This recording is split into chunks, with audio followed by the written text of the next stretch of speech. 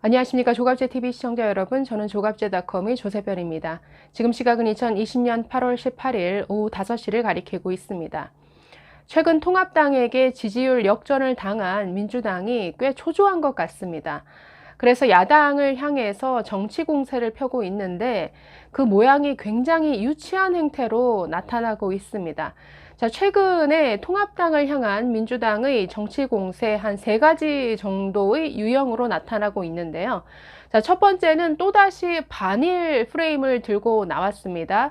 지난 15일 8.15 경축사를 통해서 김원웅 광복회장을 앞세워서 또다시 반일 선동에 나섰죠. 그러면서 야당을 토착 외구당으로 몰고 가려는 이런 움직임이 보입니다. 자, 두 번째는 지난 15일에 있었던 광화문 집회에 끊임없이 통합당을 연결시키는 것이죠. 여기에서 더 나아가서 지금 코로나 재확산과 관련해서 모든 그 책임을 정광훈 목사와 사랑제일교회 측에 돌리고 있는데, 자, 여기에 또 계속해서 통합당을 끌어들입니다. 그래서 지금 코로나 재확산의 주범이 이 모든 것이 야당 탓이다라고 선동하고 싶은 것이죠. 자, 세 번째는 문재인 대통령이 여야 회담을 제안했는데 야당이 거절하더라. 봐라, 야당은 협치할 생각이 없는 이런 존재다라고 몰아가는 이런 선동입니다.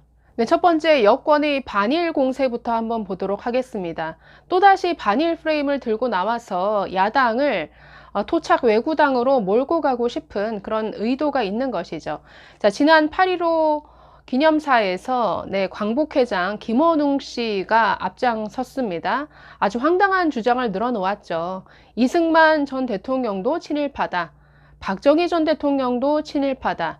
애국가를 작곡한 안익태 선생은 민족 반역자다라고 주장했습니다. 자, 이승만 전 대통령에 대해서도 해방 이후에 미국에 빌붙어서 미국의 이익만을 위해서 일했던 사람이다라고 평가를 했는데, 사실 자체에 부합하지 않는, 사실은 가치가 없는 주장인데요.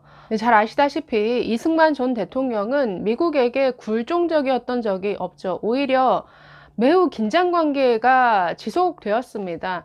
휴전할 때만 해도 휴전을 사실상 거부했죠.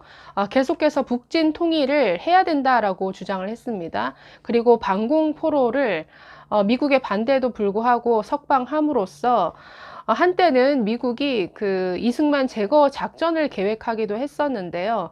이승만 대통령이 미국의 이익만을 위해서 일했던 사람이다. 정말 황당하게 짝이 없는 이런 주장입니다. 그리고 이승만 전 대통령을 독립운동가가 아니라 친일파로 보는 것 자체가 역사 왜곡이죠.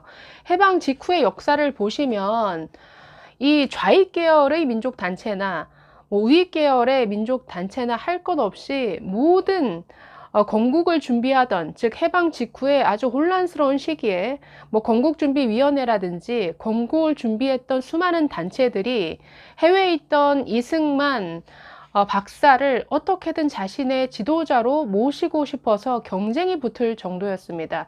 여기에는 여운형 계열, 박헌영 계열조차도 동참을 했었는데요. 아니, 그들이 당시에 이승만 전 대통령을 친일파로 봤으면 그렇게 했겠습니까? 이것은 너무나도 정말 수준이 낮은 이런 역사 왜곡이죠. 문제는 저런 저급한 수준의 광복회장 발언에 대해서 여권이 동조한다라는 것이죠. 우선은 8.15 기념사를 통해서 저런 역사 왜곡 발언을 마음껏 펼칠 수 있는 장을 청와대에서 마련해 준 것부터가 잘못된 것이죠.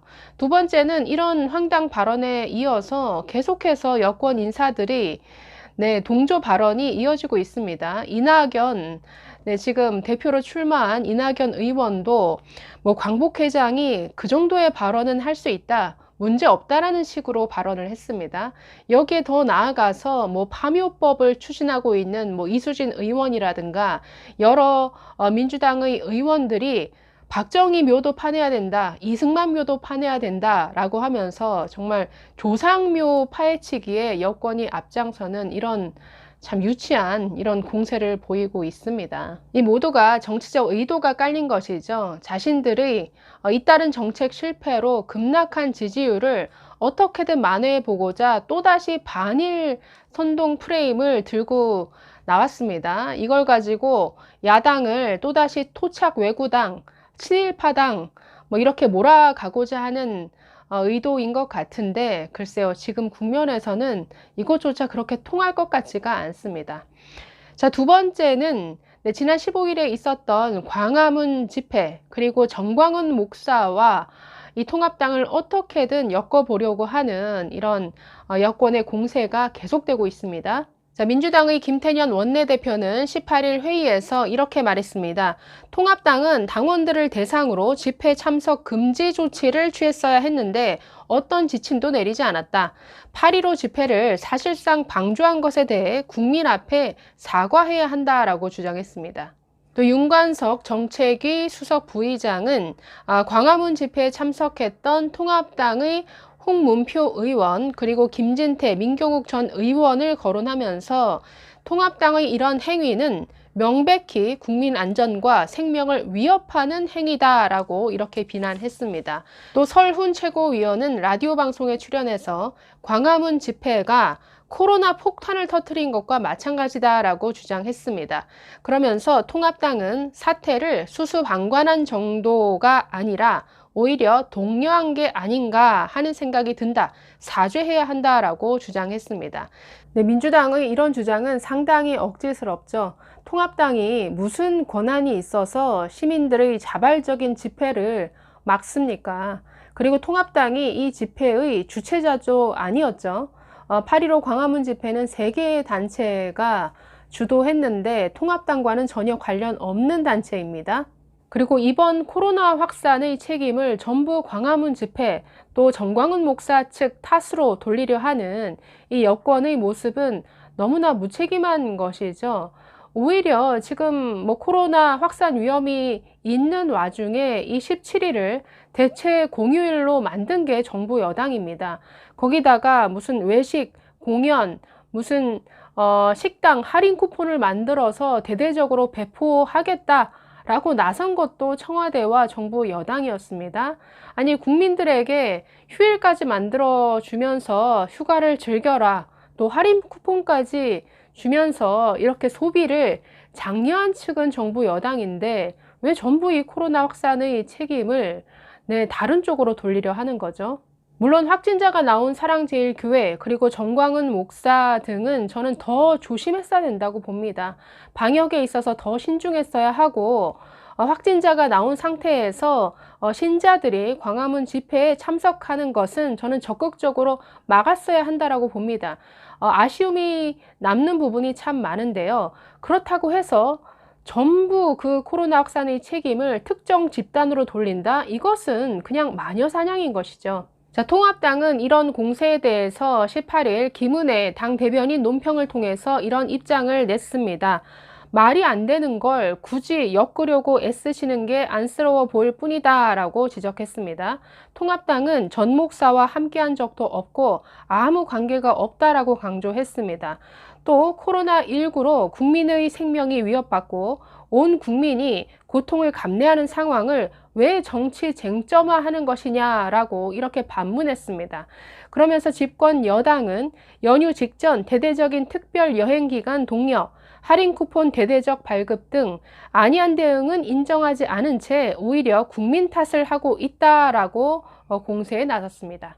자, 여권의 가장 유치한 정치 공세는 이 세 번째인데요. 자, 어제 17일 청와대가 느닷없이 야당을 탓하는 브리핑에 나섰습니다. 그 내용인 즉슨 우리가 만나자고 제안을 했는데 쟤네가 거절했어요 라는 마치 일러바치기식 이런 브리핑이었습니다. 자, 이번에 그 대통령 정무수석 비서관으로 발탁된 최재성 비서관이 브리핑을 하면서 청와대가 여야 회담을 공식 제안했지만 통합당이 거부해서 무산되었다라고 밝혔습니다. 자, 그런데 이에 대해서 통합당은 청와대가 회담을 공식 제안한 적이 없다라고 부인했습니다. 자, 양쪽 주장이 다르죠. 청와대 측은 지난 13일 김종인 통합당 비상대책위원장을 예방한 자리에서 여야 대표 회담을 제안했다라는 것이고, 통합당 측은 무슨 제안이냐, 무슨 의제로 언제 만날 것인지 전혀 얘기가 없었고, 그저 빈말로 밥 한 번 먹자라고 얘기해 놓고서는 무슨 공식 제안을 했다라는 것이냐, 이렇게 반문하고 있는 겁니다. 책임은 청와대에 있는 것이죠. 만나자고 공식 제안을 하려면 정확한 무슨 의제로 만날 것인지, 어떤 형식을 취할 것인지, 이런 어떤 형식을 갖춰서 제안을 해야죠. 그리고 제안을 했는데 거절당했다라고 해서 이걸 그대로 국민 앞에 까발리듯이 브리핑을 한다? 이것 자체가 잘못된 것이죠. 마치 그냥 일러 바치듯이 우리는 만나자고 했는데 쟤네가 거절했어요. 보세요. 사이좋게 지낼 마음이 없는 거예요. 이런 참 호소를 하는 듯이 보이니까 이게 얼마나 유치한 행태입니까? 자, 김종인 미래통합당 비상대책위원장은 이에 대해서 분명한 입장을 오늘 다시 밝혔습니다. 밥만 먹으러 청와대에 갈 일은 없을 것이다 라고 잘라 말했습니다. 그러면서 몇 가지 조건을 언급했습니다. 첫째, 구체적인 의제가 있어야 하고, 둘째, 문재인 대통령과 단독 영수회담이어야 한다라고 했습니다. 세 번째는 결과물을 내는 자리여야 한다라고 이렇게 세 가지 조건을 내걸었습니다. 자, 김종인 위원장은 최근에 여권의 공세에 대해서 이렇게 맞받아쳤습니다. 중앙일보와의 인터뷰에서 잘 정리했는데요. 이렇게 말했습니다. 막연하게 대통령이 한번 보잔다고 만나는 회담이 세상에 어디 있나? 내가 밥만 먹으러 청와대에 갈 일은 없을 것이다 라고 일축했습니다. 그리고 최근 광화문 집회와 코로나 확산에 대해서도 이런 입장을 밝혔습니다. 코로나19는 정은경 질병관리본부장의 지시를 잘 따르면 될 일이다. 여권도 방역에 온 힘을 쏟아야지 전목사나 광화문 집회와 통합당을 엮을 때가 아니다. 이 코로나 문제를 국민 편가르기 용도로 쓰려는데 그런 식으로는 민주당이 절대 성공 못한다라고 이렇게 꼬집었습니다. 또 역시 김원웅 광복회장의 그 친일 청산 발언에 대해서도 이런 반응을 나타냈습니다.